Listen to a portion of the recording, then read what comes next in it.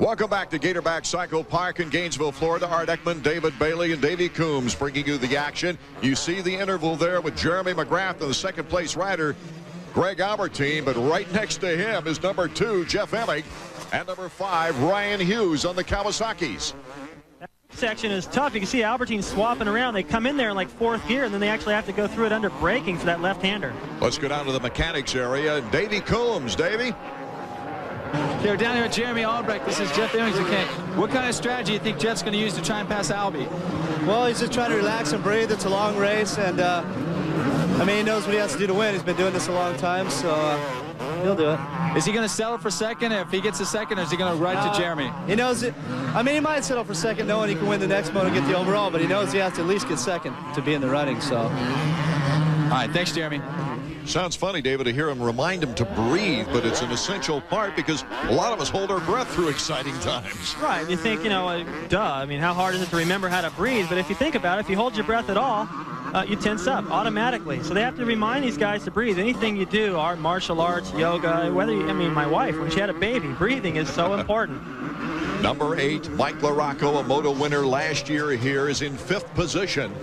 But he's a long way back from that pack of 3 battling for second place.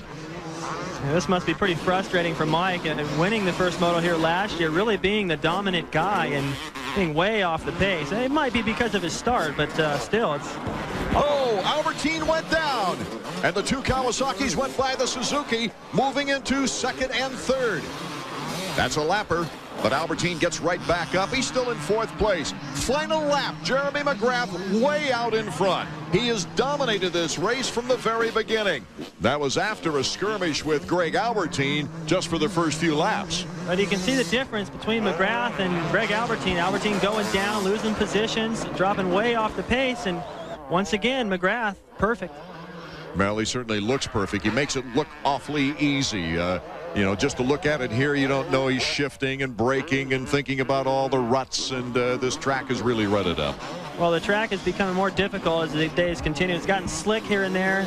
You can see his lines are really good. He carries a lot of momentum even through there in this tricky section. His lines all come together, and that's why he just inches away.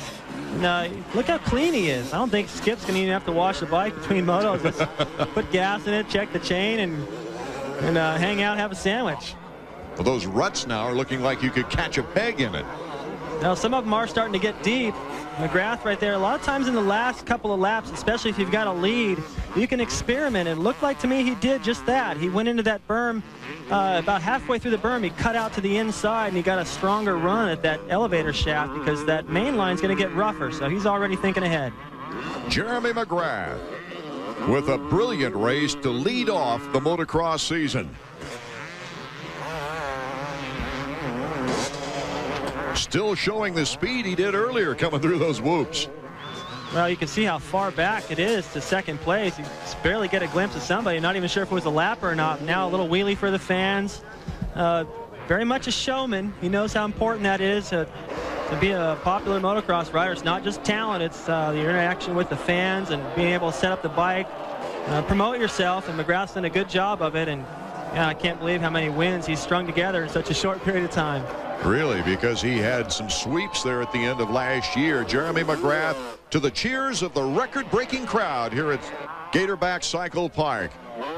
Taking the turn now for his final ride, at least in Moto 1, of going down into the pit. You see him jump that plateau there. He leans way forward, taps the brakes, sets the front end down. I mean, everything that he does, the amateurs are watching going, wow, did you see that? And for him, it's his second nature. It's got to feel great. A lot more competition this year, and he still showed him he's the best. The checkers for Jeremy. Going back to last season, David Bailey, his 6th consecutive Moto win.